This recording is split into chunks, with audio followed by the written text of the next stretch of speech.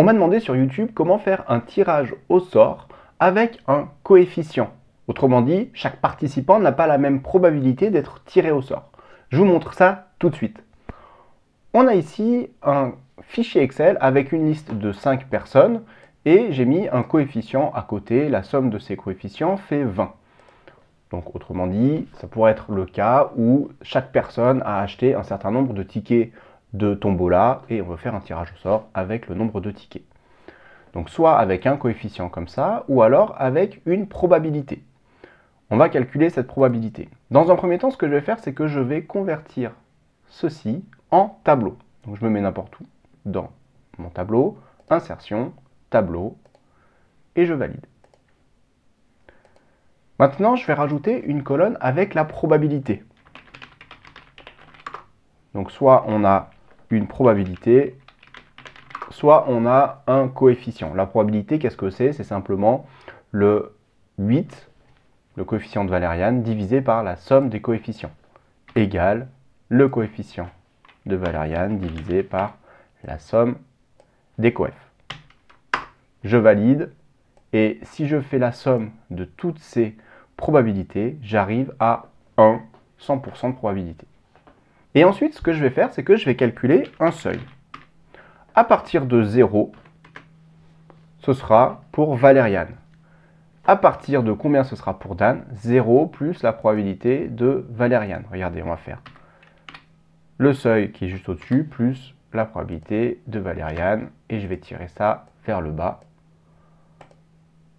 Donc je vais tirer au sort un nombre entre 0 et 1. Si le nombre est entre 0 et 0,4, ce sera Valériane. Entre 0,4 et 0,5, ce sera Dan, pardon. Entre 0,5 et 0,55, ce sera Natacha. Donc ça fait 0,05, soit la probabilité de Natacha. Donc maintenant, je vais tirer au sort un nombre aléatoire avec la fonction égale aléa. Ça tire au sort un nombre entre 0 et 1. Chaque fois que j'appuie sur F9, ça réactualise ce nombre aléatoire. Pour récupérer le nom de cette personne, deux possibilités. Vous avez Office 365 ou Office 2021, vous avez à disposition la fonction recherche X égale recherche X. Je cherche ma probabilité dans la liste des seuils.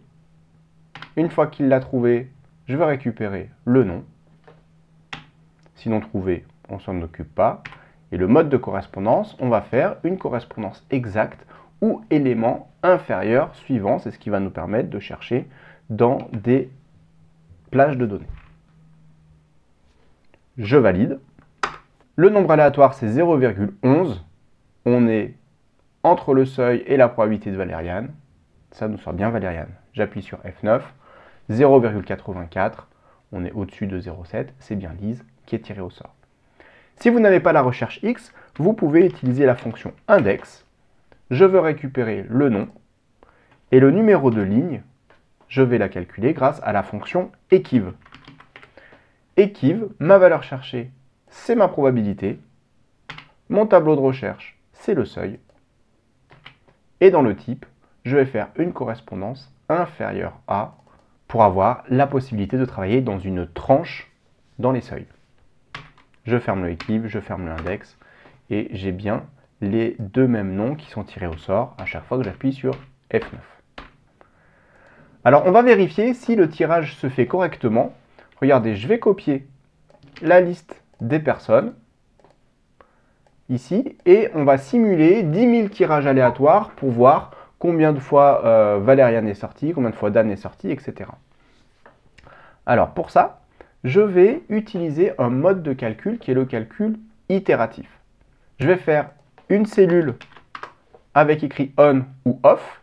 Et quand ce sera écrit on, je vais rajouter 1 ici dans la cellule G7, si jamais c'est Valériane qui est tirée au sort.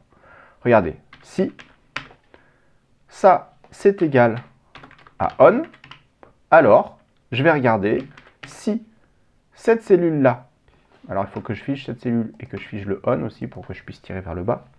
Si la cellule avec le nom tiré au sort, c'est égal à Valériane, alors je vais faire un truc qu'on ne fait pas d'habitude, une référence circulaire. Je vais faire la cellule sur laquelle je suis en train de faire ma formule G7 plus 1.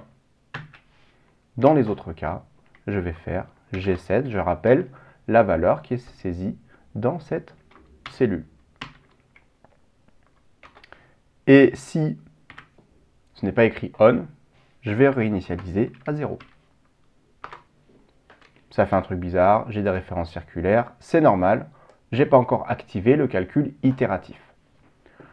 Ensuite, ce que je vais faire, donc là je vais avoir des nombres qui vont s'additionner. Ce que je vais faire ici, je vais refaire un pourcentage, ça divisé par la somme de tout ça. Je le mets en pourcentage, très bien. Et la seule chose qui va me manquer avant d'activer le calcul itératif, c'est que pour que mon nombre aléatoire il se régénère à chaque fois, à chaque itération, il faut que je fasse aussi une référence circulaire. Mon nombre aléatoire est en F3, je vais faire F3 moins F3, donc ça va faire 0, plus un nombre aléatoire. Maintenant, je vais dans les options. Fichier, options. Dans l'onglet Formule, je vais activer ici le calcul itératif. Nombre maximal d'itérations, je l'ai déjà réglé à 10 000, comme ça, chaque calcul de mon classeur Excel, ça va faire 10 000 calculs de mon onglet, donc 10 000 nombres aléatoires qui seront tirés au sort. Je valide. Alors je vais mettre off. Et maintenant, quand je mets on ici, j'ai 10 000 nombres aléatoires qui sont tirés au sort. Valériane a été tiré 4066 fois, soit 41%. On n'est pas loin de la probabilité de 0,4. Dan, 997, 10%. C'est notre probabilité. Natacha, 5%. Diana, 15%. Élise, 30%. Je rappuie sur F9, ça régénère 10 000 tirages au sort. Et en fait, à chaque fois que je vais appuyer sur F9, ça va régénérer 10 000 tirages au sort. Et vous voyez que là, les probabilités correspondent à ce qu'on avait mis ici. Je remets off, je remets on, et ça recommence avec 10 000 itérations. Donc vous voyez que avec ce seuil qui est ici, un nombre aléatoire, et ici avec la recherche X pour récupérer la personne correspondante, on arrive à faire un tirage au sort avec un coefficient pour chaque personne ou alors une probabilité différente. Si vous avez activé le calcul itératif, je vous recommande tout de suite de le désactiver. On l'a juste utilisé pour vérifier si tout fonctionnait. Je le désactive, il me dit qu'il y a des références circulaires. Hop, je supprime ça. Je supprime ce que j'avais mis avant la fonction aléa. Et mon tirage au sort fonctionne. Voilà, j'espère que cette vidéo vous aura plu, surtout qu'elle aura été utile. N'hésitez pas à me dire en commentaire quelles sont les autres fonctionnalités que vous aimeriez que j'aborde en vidéo. Et moi, je vous dis à très bientôt pour un prochain tuto.